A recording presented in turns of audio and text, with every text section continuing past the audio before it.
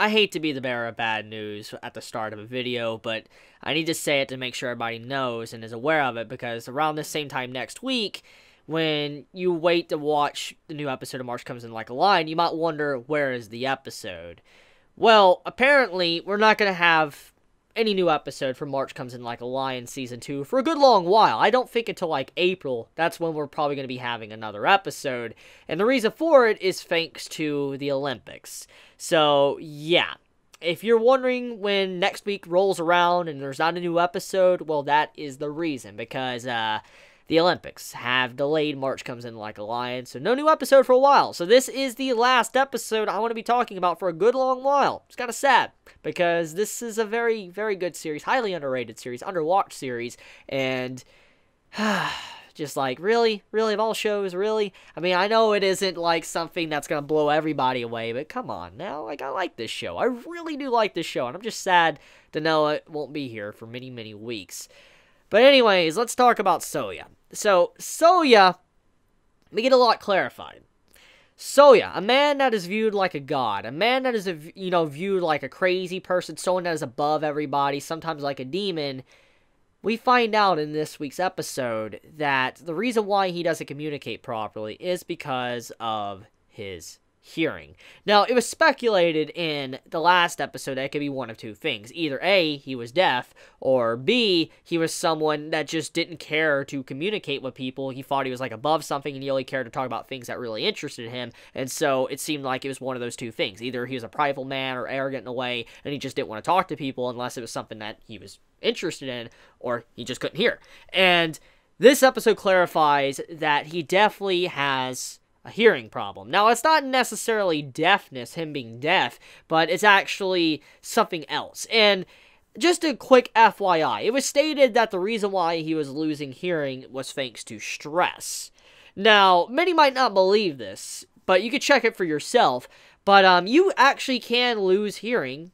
You can have hearing loss thanks to stress. Yeah, it's an actual legit thing. You can look it up. It is. So, it's understandable why Souya probably lost his hearing. Now, with this being known now, knowing he probably lost his hearing thanks to stress, this clarifies that the reason why he probably has a lot of white hair to the reason why he lost hearing is probably because he had something really bad happen a long time ago, over a decade ago.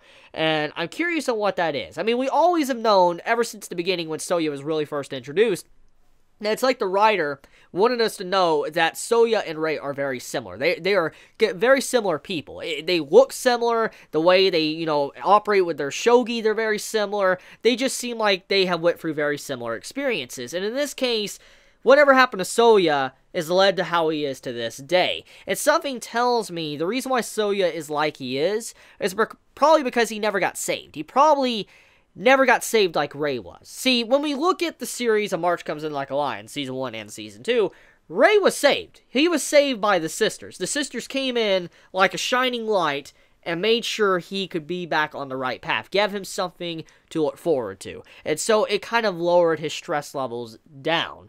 And I feel like that's probably what's being implied here, that Souya is a person that is exactly alike Rei, but he is someone that was never saved, never found a family that probably loved him, maybe something a little bit different than that, but he never found people he could be with and cherish, and so it led to where stress just overcame him, and he lost the ability to hear, and it got worse and worse. It is stated that he can hear from time to time, but overall, most of the time he can't hear at all, which explains the entire wine scene. When, like wine or whatever spilt on him, it does explain a lot about that scene. So, to discuss that, the scene where he had wine all over him? We all thought it was crazy how the man was able to just communicate and talk like he did without stopping, even though it was a very embarrassing moment. It wasn't the fact he was being honorable or wanting to, just be a different person. Like, it looked like he was just like a godlike being, just keeping on with the show and honoring shogi. The fact is that the man was deaf, and obviously he probably just had recorded lines and stuff he had in his head that he wanted to say, and that's what he did. He just said certain things he knew he wanted to say, and then he carried on, because he probably wasn't even aware that, wine spilt on him. And even if he was, he had no words to really say because everything was probably scripted in that moment. So he was scripted. He was someone that was just saying things because that's what he was, trying to do. He's practicing before that all started, because it was explained in this episode. So I feel bad for the man. It shows that the reason why people think he's crazy or anything is because he's deaf, and he doesn't really let a lot of people know. And the reason why he doesn't let anyone know is because the chairman's like, you probably shouldn't really talk about it much, and that's basically how it's been. He hasn't really discussed it. Not many people really know about it, and it's just been like a close secret. Now Ray knows, but not many people really know. So that's kind of sad. It's really sad, because the poor man, he's always alone. He has nobody, and the man just like, I just can't help but feel bad for him, because he literally, when you have no hearing and you're like how he is, I'm just like, man, that must suck. And apparently, you know, the man has been dealing with this for over a decade, so yeah. Anyways, let's talk about the Nikaido scene. So Nikaido, I'm glad to have him back. I'm glad to have Nikaido back. He is a grade A character. He is a character that I truly enjoy, and I love having him in the series. It's seeing the man, you know, get very happy and excited when he made a quality move, and he made a new move and all that, you know, seems unbeatable in a way. I was like, that's my Nikaido. I'm glad he came back smiling and happy, because, I mean, if he would have came back depressed, it would have kind of, like, been against what we've seen from his character thus far. It would have been interesting, but I'm glad to see the man smiling, back on track, even though he has some black marks on his record because he was absent thanks to being hospitalized. Overall, the man seems to be very happy, and he enjoyed what happened in the match, and he's moving on up. So yeah, very good stuff, especially with Ray laughing. I mean, he laughed from the heart in this episode. Like, I was very shocked about that. Ray legit laughed. The man started laughing. I'm like, that's a rare thing to see. Ray laughing? Like, we haven't seen that much. I think the last time we saw, like, I don't even remember, actually. I don't even remember the last time Ray laughed, but it's a very rare thing. It's a very, very rare thing to see. And I'm like, the man just laughed. And it kind of just shows how the relationship between Nikaido and Ray has developed a lot more, and how they are now true rivals instead of just like a one-sided thing going on. It just makes me enjoy that. Now, speaking of rivals and stuff, it seems like Ray is having something very similar happen to him to what was going down with Souya. Now, Souya, as we know, he's a little bit deaf thanks to probably stress. And we've seen this episode multiple times that Ray, he's having some form of hearing problems. And I feel like the reason why this was done was not the fact of letting us, like, assume that he was losing his hearing, but the reason why he wasn't hearing anybody is because he was so concentrated on his match with Souya. And in a way you can, you know, get from this is that he was having a lot of fun. He was enjoying his time with Souya and playing that shogi match. And so this is actually Ray's motivation. This is what I was talking about a couple episodes back, that Ray needs something to motivate him. That's what this is. Most likely, Ray is going to improve his shogi to the point to where he can finally face Souya again anytime he wants, because he enjoyed the match so much. And so that gives him a reason to improve. He wants to play Souya because he had so much fun.